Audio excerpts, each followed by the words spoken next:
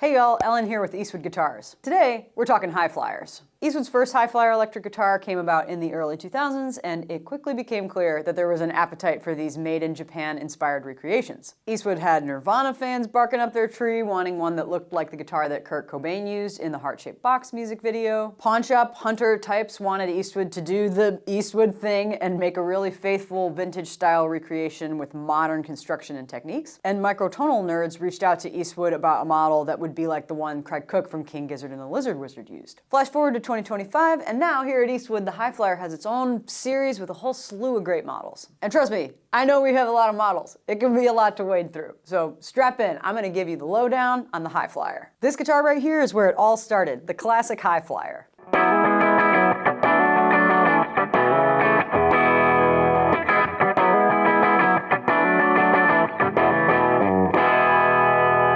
If you've ever played a vintage one of these, you know the magic that these guitars could contain. They were super lightweight, but brash, resonant, perfect for rock and punk music. But if you're like me and you spend a lot of time in pawn shops and on the internet looking for the perfect one, you know that that's no easy feat. Roll up to a pawn shop and tuner's missing, the jack's falling out, and weeds are growing out of the pickguard.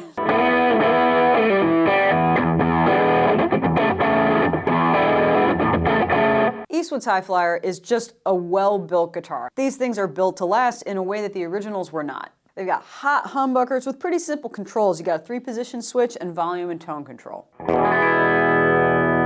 Even just a clean E chord sounds kind of mean. One of my favorite things about the Hi-Flier is the top-tier playability. I love the shape of these necks. It's not too small, not too big, modern C shape, just right.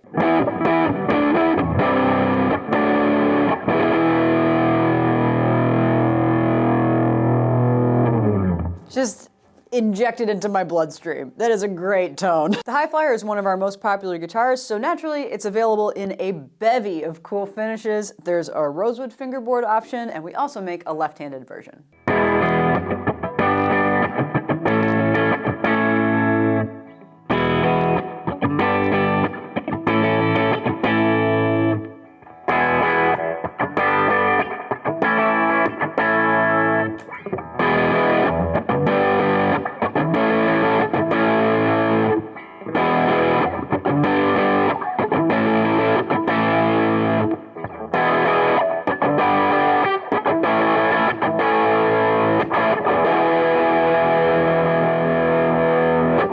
While the Hi-Flier is kind of an improved take on a vintage design, we also have the Hi-Flier Custom. This is a guitar that hews a little closer to the vintage charm of the original Univox Hi-Flier Custom Phase 1. The Eastwood of Canada M90 pickups are a dead ringer for the Mosrite pickups that inspired the Univox model. You might recognize those pickups from some guitars in our Sidejack series. They are some of my favorite pickups we make. Rather than a 3-position selector, the Hi-Flier Custom has individual on-off switches for each pickup. Where the Hi-Flier has a wraparound hardtail bridge, the Hi-Flier Custom has a tune-o-matic roller bridge and a Fender-style vibrato. Talking about the Hi-Flier Custom, it's a great time to talk about Kurt Cobain. The Hi-Flier Custom's sharp sunburst finish recalls several models used by Kurt Cobain, but it wasn't just the look that drew him to these guitars. Here's the deal, y'all, they were cheap. Check out this great quote from Rick King, the owner of Guitar Maniacs in Tacoma, Washington.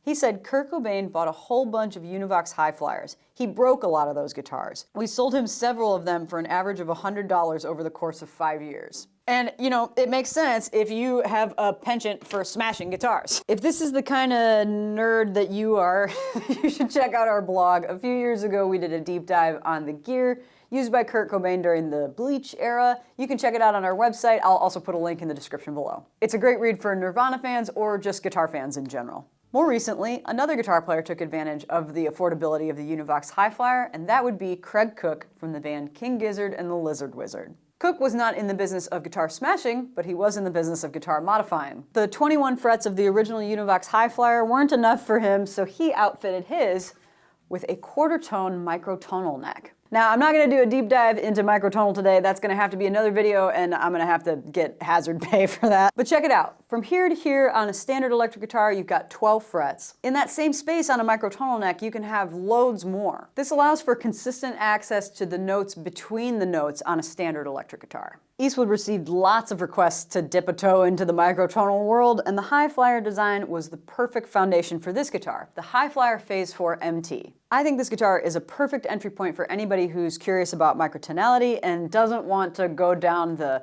modding rabbit hole or replacing a neck on one of your existing guitars. Just like the regular Hi-Flier, it's super lightweight, built to last, plays great, and also we make a left-handed version. This was the first microtonal guitar I ever played, and every time I play it, I fall in love with it a little more, inexplicably. Now, I'll admit, for me, microtonal guitar was an acquired taste, but I'm definitely acquiring it.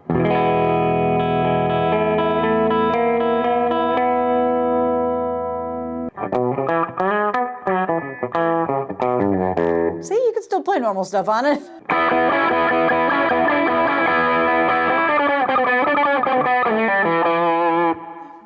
I have to say, I always have fun when I play this guitar. And isn't that what it's all about?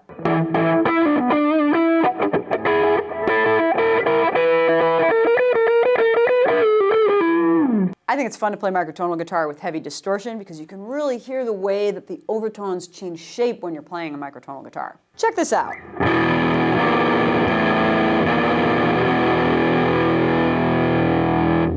Those are notes you have on a standard tuned electric guitar. Now, check this out.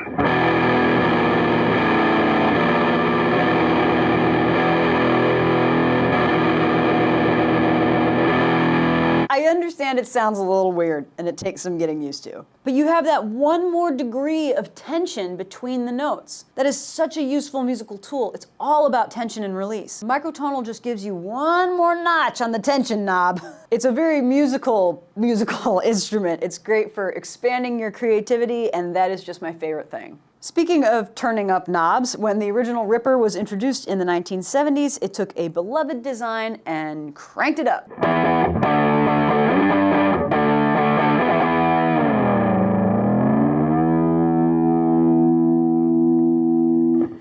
That will never get old to me. Looks just like a Strat, but if you dig a little deeper, you'll notice some important differences. We've got 3 hot humbuckers instead of single coil pickups. Maximalism. It works sometimes. It's no wonder that Tommy Bolin, the boundary-pushing hard rock and fusion guitarist, was drawn to this model. It lives up to its name. It rips.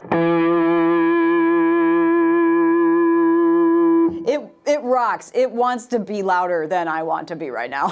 Eastwood's Ripper has that raw, ripping tone of the original with one important difference. The original Ripper had a 3-position pickup selector, so you could only select one pickup at a time. You could balance the switch between 2 positions and try to get some of those Strat-like in-between sounds, but this was not consistent, not reliable. Our Ripper has a 5-position switch, so you can get those sweet tones without the high wire balancing act. And normally a middle position on a Strat isn't my bag, but there's a lot of life in that.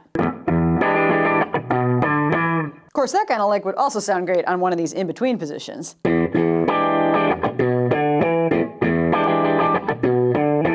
This one's a favorite around here, and it's easy to see why. You've got loads of great tones. It's super quiet because they're all humbuckers, and the playability is top-notch.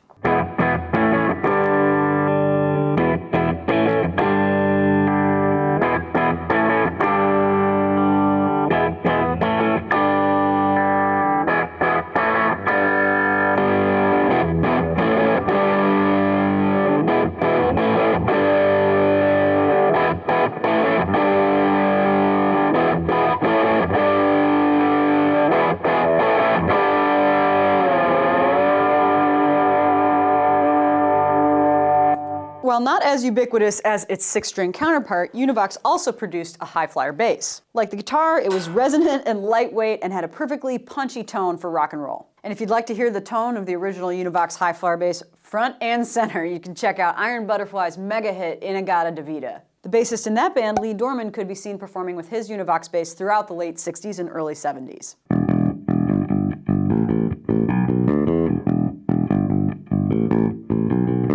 For us, a bass guitar was a perfect choice to round out this Hi-Flier lineup. It's got 2 P90 pickups. I love the way these things sound. A 30.5-inch scale length, and like the rest of the Hi-Flier series, a great playing maple neck. It's got a 1 5/8" nut width. It's definitely more of a P shape than a J shape, but it's not too chunky. Like the original, it's got a chrome cover over the bridge and a remarkably light build. The average weight on these is just 7.5 pounds. I could totally see this being somebody's go-to bass for a long gig.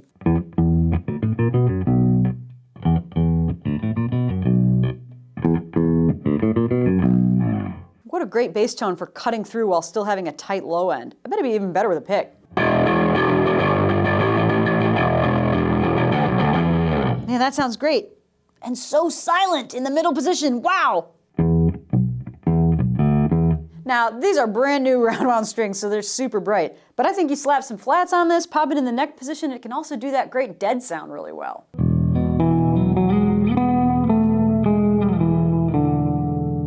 Man, I love the way these pickups are clear and punchy with that tight low end. That is just a fun bass to play. So that's the lineup, y'all. From pawn shop prizes to microtonal experiments, the Hi-Flier has always attracted players who want to do things a little differently. Eastwood's Hi-Flier Series is all about carrying that spirit forward. We want to hang on to that quirky charm, ditch the headaches, and open doors to new sounds. Whether you're after vintage flavor, modern playability, or something totally out of left field, I bet there's a Hi-Flier in our lineup waiting to become your favorite. Where do you want to see the Hi-Flier go next? Let me know in the comments. I just love these guitars, man. So cool!